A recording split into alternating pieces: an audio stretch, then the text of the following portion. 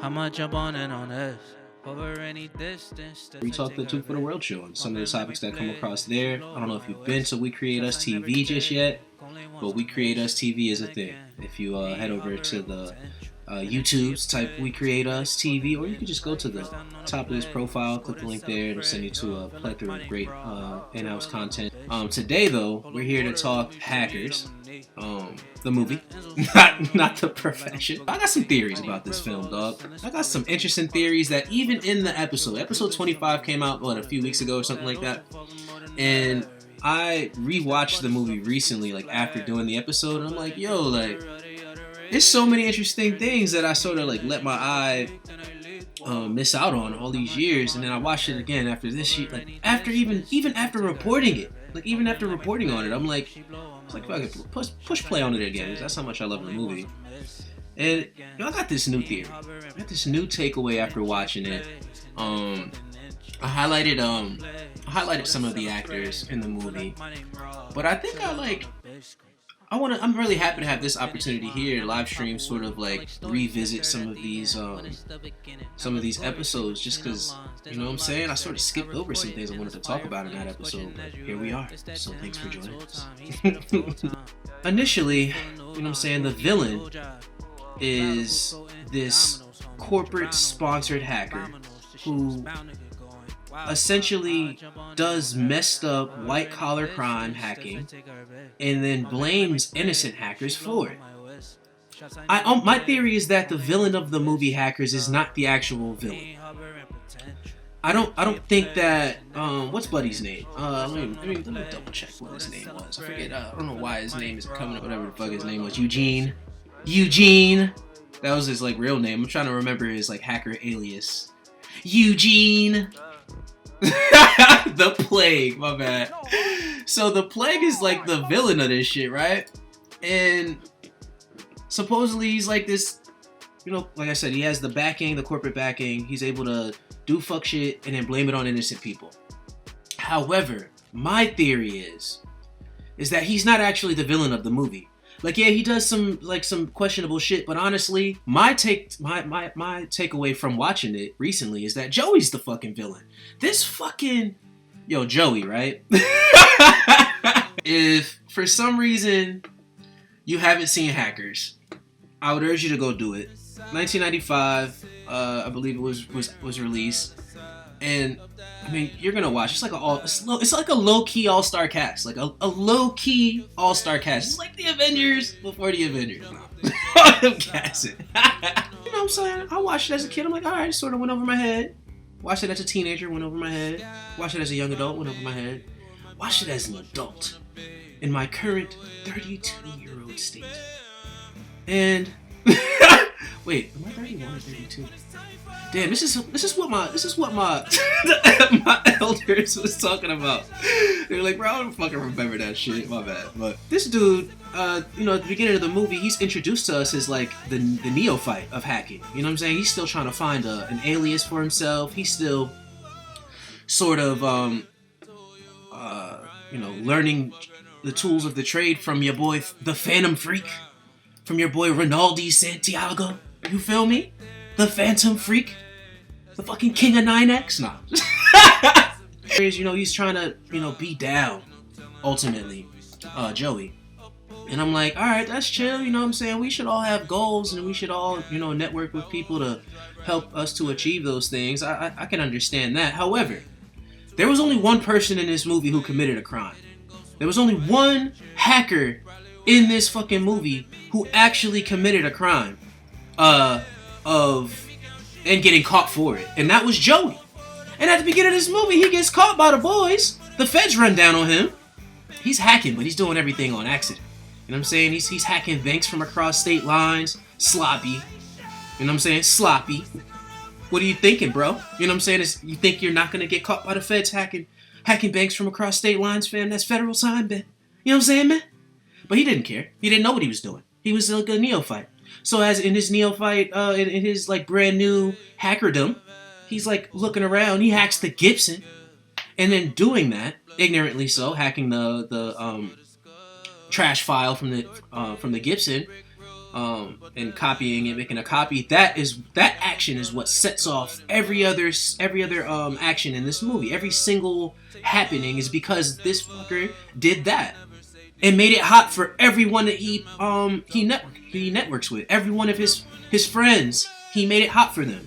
The reason why I think Joey's the villain, for real, and without question, is because I'm almost sure that he's like a snitch. Like, I'm pretty sure he snitched. Like, he got caught, but then for federal shit, they said the cops said they couldn't find any evidence in his computer, and it was clean. However, they were gonna stay staking out outside of his house and apartment. I'm like, all right, that's interesting. Cause he just got caught. Now, from my understanding, I don't know. Maybe some things I don't know. You know what I'm saying? I don't know everything. But from my understanding, like, you don't just get released from the feds arresting you the day after with them outside your crib, unless they're doing that shit to try and like yank more information out of you, unless they're trying to use you as the fish hook to bring other people in.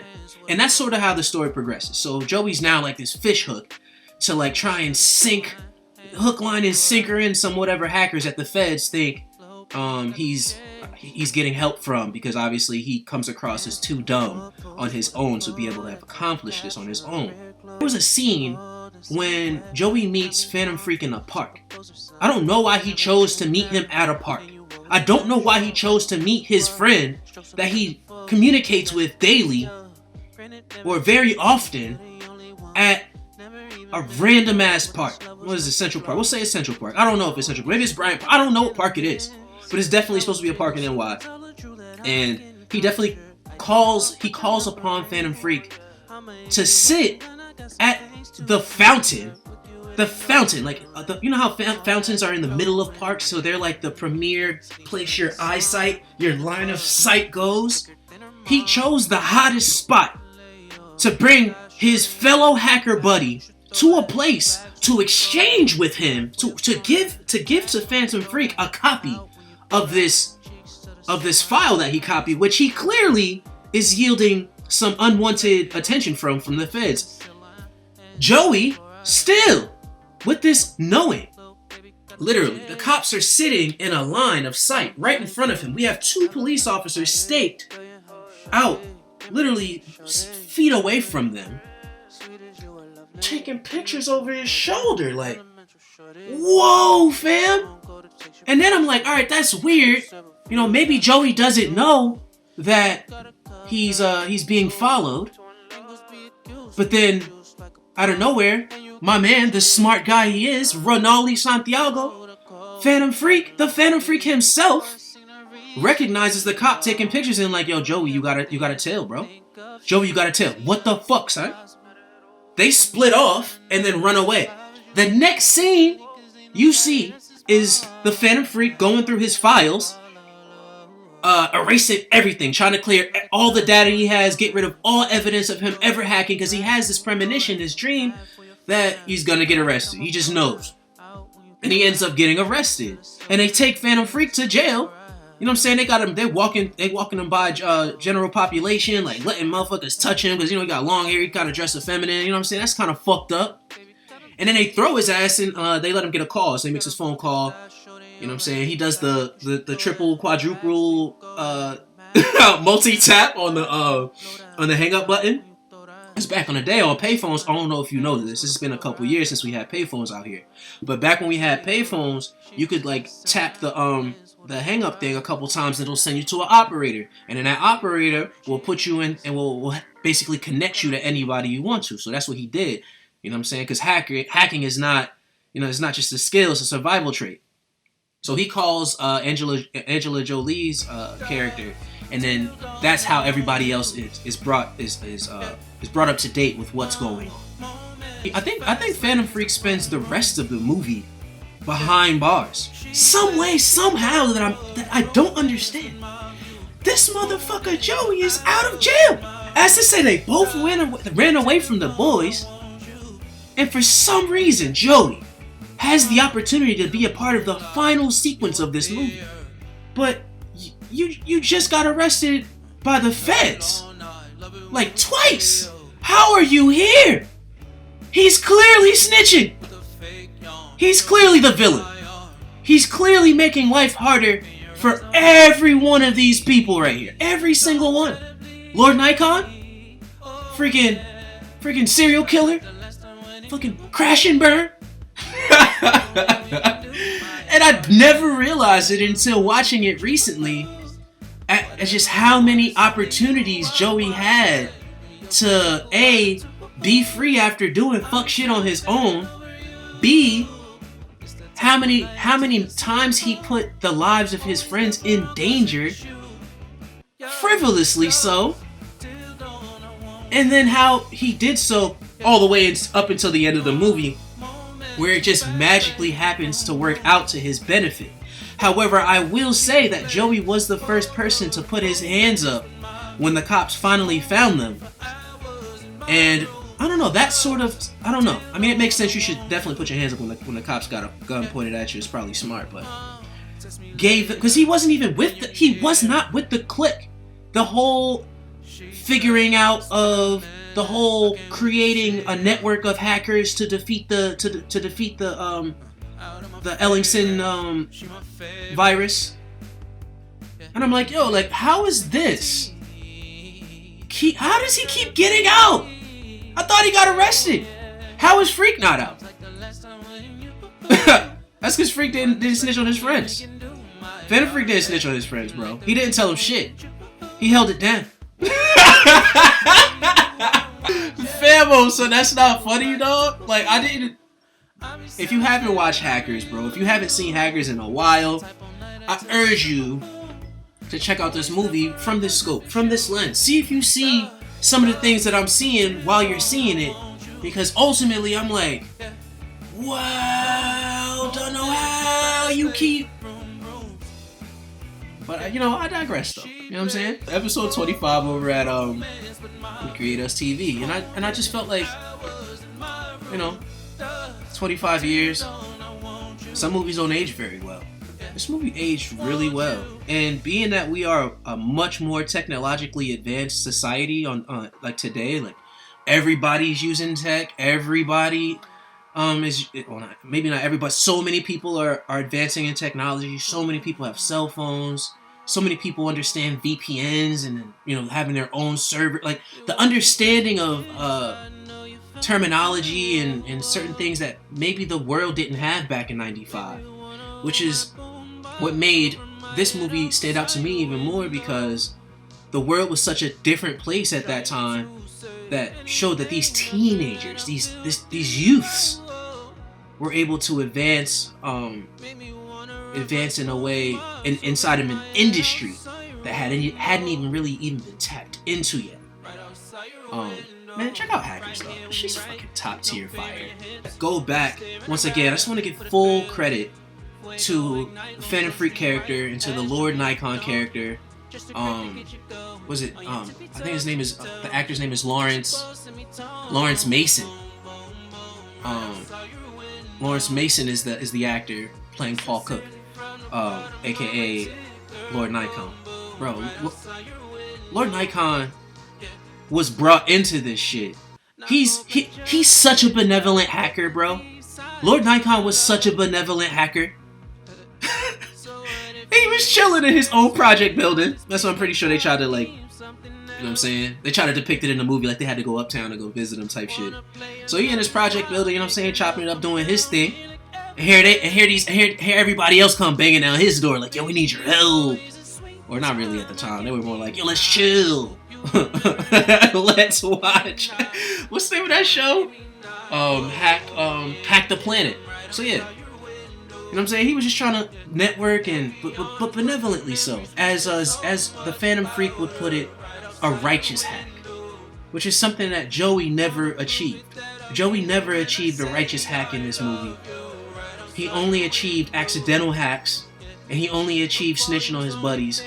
Or in this situation, not even snitching on his buddies, setting up his friends. Because they didn't do anything. They were completely innocent. Each one of these other 5 members of the team that you see on the screen, They didn't do anything except for Zero Cool, but Zero Cool already got 17 years of like no computer access or something like that. It was like, no, not 17 years. It was 7 years. It was seven years he got punished by law for hacking all of those systems as a kid. So everybody else in this movie was innocent. Joey, fuckboy. Lord Nikon, genius and benevolent hacker. Phantom Freak, an angel, a schooler, an educator. Sidebar. If you want to catch me over at the Bars and Joysticks channel, you can do that at any time. You feel me? I also will be on there. I'm one of the hosts over at that channel, one of 4.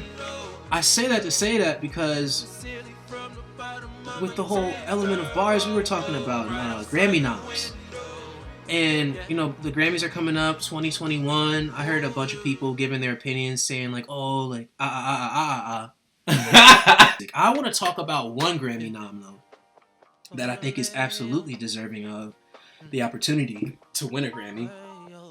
Both, and I say that both as a fan and lover of music, but also as a creator of music. There's one album that I listened to this year that stood out to me and that I have continued to listen to throughout the rest of the year, and I'm like, damn, like this is retaining value. This has supreme, maximum awesome replayability. That's that album, and that Grammy nom is for the one I want to talk about is for Rap Album of the Year. The album I think is deserving of the Rap Album of the Year. To me personally, it has to go to Freddie Gibbs, bro. I'm feeling that, yo. Like Freddie Gibbs with the pillar of utter quality that is the Alfredo album. Now, the Alfredo album's crazy, bro. I hadn't really listened to Freddie Gibbs or an entire, I haven't listened to an entire track list of work from him prior to this album. I had listened to songs, had seen, I'm a huge fan of his LA Leakers freestyle with his son on his lap. He was going off all crazy. His son was like super nonchalant about it. He was like, I'm not gonna like give you any reaction, but I see this every day. My pops, he just doing him. And I'm like, all right, bet. But I think this year, because it wasn't really much hip hop coming out, or much like new high profile hip hop coming out, which was weird considering the stuff that went on this year and the lack of response from our music creators. I won't come for anyone with that, but I will say that I am very happy that Freddie Gibbs put out this album. Not that it has anything to do or responds directly to the climate of what's happening in the world right now, but it does what it did for me as a listener. Music, I believe great music, when I push play on it, it has the ability to insert a mood into me. You know what I'm saying? Like I can be sad, and then I play the right song, and happiness will be inserted into me. You understand? And what this album did for my mood. Mind you, I listened to the whole thing probably like for the first time. I listened to this album for the first time maybe like a month and a half ago, maybe like 2 months ago at this point. Somewhere along those lines. And I'm on this 17 to 20 hour road trip to Texas. I had this really long drive. And it was the perfect opportunity for me to be able to play music. You feel me? For me to be able to, and I love listening to new stuff. Like I have my go-tos, and I have my playlist that I just stuff I push play on, like in the morning to wake up or to get going or to work out to. But typically, I love finding the stuff that drops on Tuesday. I go to Apple Music and run it up. Fuck Spotify. So I think when I found this, I was like 5 to 6 hours into the trip. I think I left like in the morning, so it was still daylight out. I'm in like this weird deserty land where my signal had cut out on my phone for a little while, so like I'm just trying to transition through radio stations, and I was in the desert, so it wasn't really a fuck ton of radio stations. Then out of nowhere, boom, the internet comes back, or my LTE comes back. Shout to Wi-Fi LTE. I go to my Apple Music. I find the recently released stuff. I'm like, yo, what the fuck, Alfredo? Freddie Gibbs! I didn't know he had an album out. That's crazy. Let me push play on it. 1985. This shit is so deserving of a Grammy. First track of the album, 1985. I'm pretty sure that's what it was. Favorite song. What's the favorite song? My favorite song on this playlist, mind you, it's not a long album, which I love. It's not a long album, which is why I think is attributes to how much I listen to it still today, because it's not a long album. I think my favorite song on this album is Scotty Beam. The song Scotty Beam, it did a few things for me. It offered a fantastic Rick Ross feature, which I don't know if y'all have been paying attention to what Rick Ross has been doing this year, but Rick Ross has been feature killing this year. He did an awesome feature on the Benny the Butcher album, which I thought was fire as hell as well. So to hear that and then transition into this album, I was like, oh, I don't even know which feature was crazier. I think it was this one. But Scotty Beam is... Oh, the second thing Scotty Beam, the song, did for me, it made me reestablish my slight crush on Scotty Beam herself. You know what I'm saying? It had been a while. You know what I'm saying? But then my boy Freddie Gibbs is like, yo, like I'm fucking all these thoughts, but really I just want a Scotty Beam, bro. I want a girl that's like super down to earth and knows her music. You know what I'm saying? Just aware of her. It's updated on her recent hip hop culture. You know what I'm saying? That sounds nice to me. I'm like, yo, I feel you, Freddie Gibbs. And just the texture of this project. You know what I'm saying? The texture is crazy. I think 1985 starts off with a sample cut from Bernie Mac, a Bernie Mac stand-up. And anytime I hear Bernie Mac's voice, I light up with joy. I really hope that was Bernie Mac. I will confirm that, but it definitely sounded like a Bernie Mac snippet because I felt that way, and it's the same feeling that comes every time I hear or see Bernie Mac. So I can't deny that that's who that is. Like I love anytime I hear Bernie Mac. Anytime from the Bernie Mac show to Case of Comedy to motherfucking Def Comedy Jam, like as much as I can get Bernie Mac, bro, R.I.P. a legend, as much as I can tap into it, drop it in to start your album off, bro. I'm a fan. And then we go from there to Look At Me, and that's why I like Scotty Beam, because it flows so seamlessly. That's number 3. It flows so seamlessly into the Look At Me track. And that's like the cocky, like, take a look at me, bitch. I'm like, yo. And his flow, Freddie Gibbs' flow is why I fuck with him the hardest. Not only is his flow, because he actually says things with his flow. So, A1. But his flow, his cadence, his ability to find pocket. And then it's not like it's just like some typical undynamic thing. Nah, he's giving you change in cadence. You know what I'm saying? And his variety of cadence is so easily accessible for him.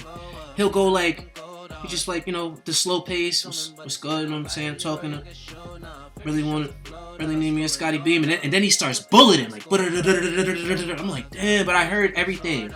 I'm listening. I'm able to comprehend every line, every bar that he's saying. Some great one-liners on this album. Babies and Fools with Conway the Machine is probably my second to third favorite song on here. It just, speaking on one-liners, he said, I know that God watches over babies and fools. And I'm like, damn, it's so true. And for me, as someone who is a long-time fan of hip-hop and his I mean, like most of us, you know, we're all fans of hip hop. I'm pretty sure it's like the most popular genre on the planet, and we've all seen how much it's grown throughout the years. Like, even from when I was in high school, I started high school in 2003.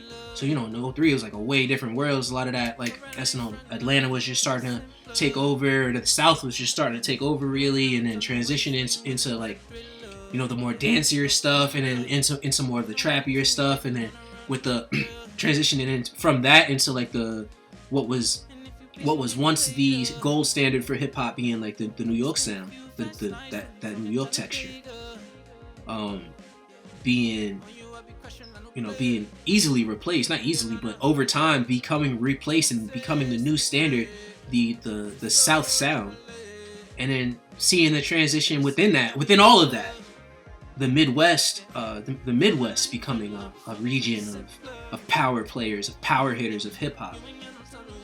From my understanding, Freddie Gibbs is from Indiana, which is very interesting to me because I had never really known anything about Indiana musically outside of Michael Jackson and then Jackson 5 being from Gary.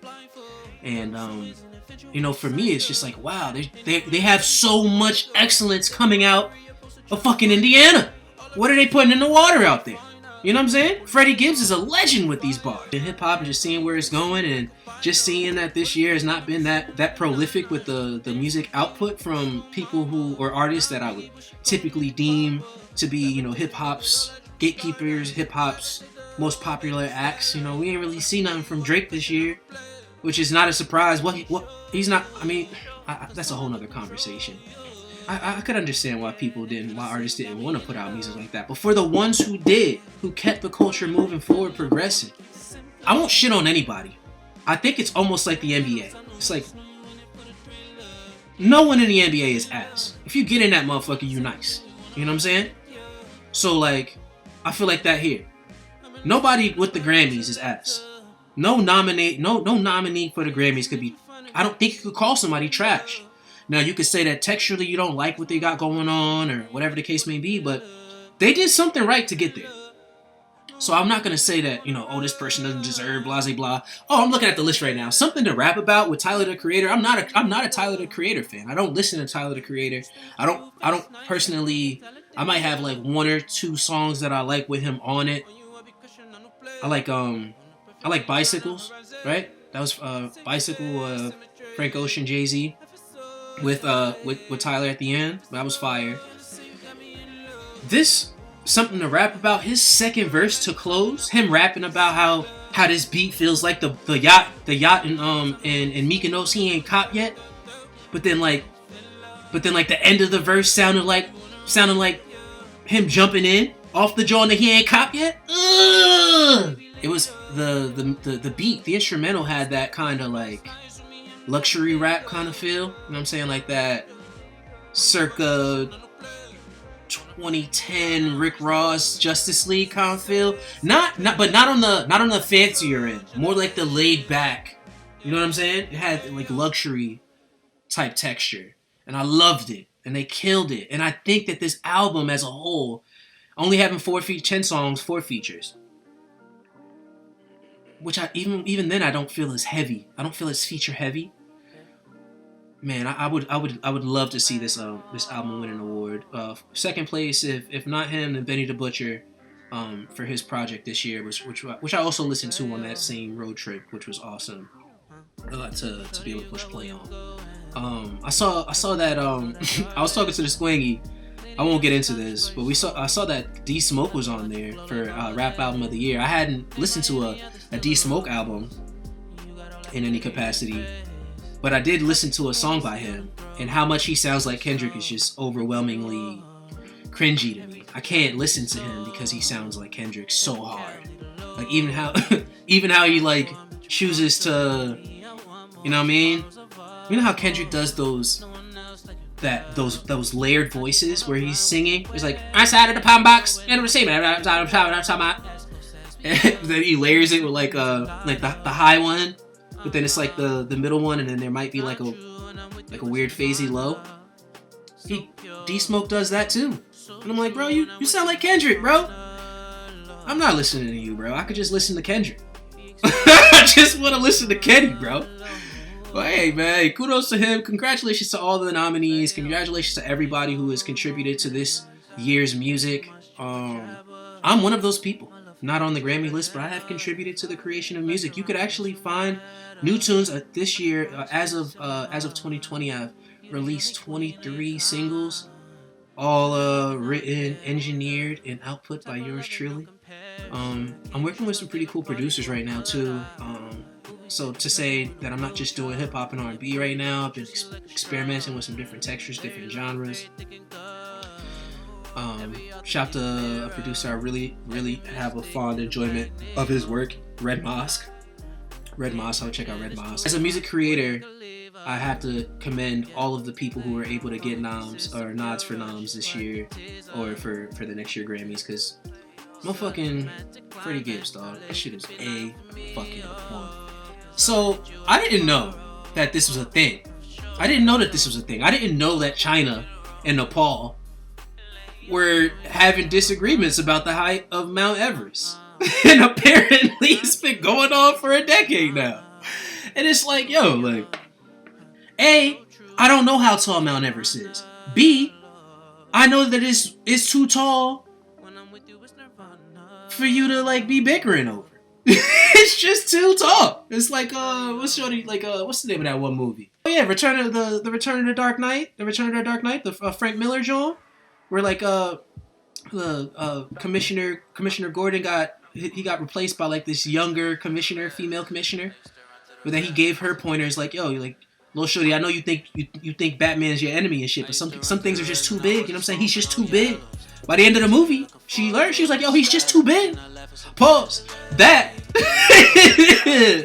is how I feel about Mount Everest. And I think it's interesting that Nepal and China decided to agree to make it shorter. I'm like, what the frell? And it was how much shorter they made it. It's like, according to CNN, this article is CNN written by Sugin Pukhero and Rhea Mogul. I guess it stands at about 8,848.86 meters. It's about 29,032 feet. But I'm guessing that the height before was like only a meter taller.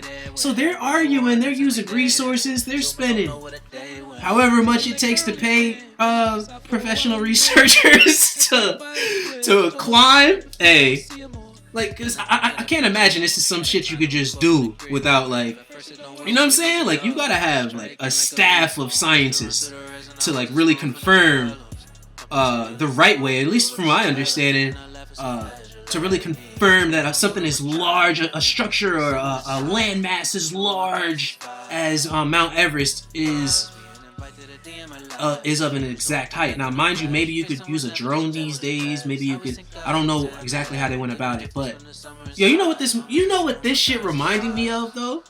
This China, this whole like putting researchers out there to at dangerous sites in nature to come to an agreement or discover something. It reminded me of a movie I just watched. I saw this shit for the first time years ago, maybe like 4 or 5 years ago. But bro, I saw it like just this week, and it reminded me of it so much. Sanctum. Have you seen Sanctum? Bro, Sanctum is such a crazy movie, conceptually to the core. And the reason I say that, I don't even know how we got here. I know, but I'm gonna say it out. I just like, Sanctum is so nuts. It's James Cameron, who I'm almost sure, didn't James Cameron do the Avatar? If I'm wrong, tell me I'm wrong. If I'm right, tell me I'm right, and then give me a virtual high five. But James Cameron does this movie called Sanctum about these explorers who get funded by this random billionaire or whatever, who, you know, they're trying to find this, they're in South America somewhere. There's this hole in a mountain somewhere in South America. This giant hole, this one right here. They gotta climb into this motherfucker because they want to figure out a route through this hole to the ocean to find out where rainwater has a method of escaping to. Rando as hell. I feel like this right here, this whole discussion is just as random as that. Because ultimately, whether it was a meter taller or a meter shorter, I don't know that it is that important.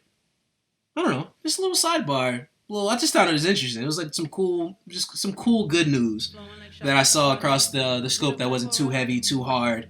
to like, you know, to stomach or whatever. But like, shit, man, fucking, I don't know. I definitely want to like get more into this. I definitely want to not the Mount Everest conversation. Let's switch that out. I definitely want to talk more about just some of the topics that I've covered in the Two for the World show. Hackers is just the first one. I do movies. We talk movies. We talk current events. We talk mild politics. And I try to be as fact-based as possible. I don't really like. I try my best not to rant. I really do try my hardest. But I mean, sometimes once the faucet is on, the faucet is on. You know what I'm saying? But I don't know, man. Check out the Two for the World show. We got it over on We Create Us TV. On the next one, I'll cover episode 23. I will start with episode 23 because there's a whole heap of theories I have regarding the recent Bill and Ted movie. I don't know if you saw the recent Bill and Ted movie. I did. I love what they did with it. I personally, all holes. This is just a little, I won't get into it all the way. We'll save it for the next episode. But of all the holes that were present in that sequel, in that somewhat unnecessary ass sequel, I still had a really good time watching it. But I do have some theories, and I want to get into that in the next Two for the World talk. So, hey man, chime in, tap in. We Create Us TV. Bars and Joysticks, another platform I'm on. Some really good guys over there. We're creating some really good content over there. Oh yeah, and I have another show on this live stream you can check out. It's just called Chess and Tunes, the show where we play chess while we play Fuego Tunes, and that's just what we do. I would check that out as well. We've got like 8 episodes on the live stream there. In the words of the WAF God himself, so much more content. And if you have any suggestions for topics that you would like to see us talk about here, or that you would like to see mentioned in the Two for the World show, I'd love to hear some of your thoughts, and yeah, chime in with me. If you like playing chess, I'm on chess.com. William Zillions is the name. No, Sir Zillions. That's the name on chess.com. You can find me. I just did a retwisted myself. You know what I'm saying? Because that's like my little self-love routine. You know what I mean? I do my own retwists and fades and everything like that, shape ups. I prefer to do it myself and let somebody else do it and botch it. Everybody loves their own brand. You know what I'm saying? Hey guys, man, this is just a chill little tap in. Thanks for joining this Two for the World talk. I'm your host, William Zillions. Have a fantastic day and weekend. What is this, Thursday? Happy Friday Eve to you and yours, guys. And by all means, stay true. It's still truthful. Have a good day. Don't go here. I'm fine. Yeah.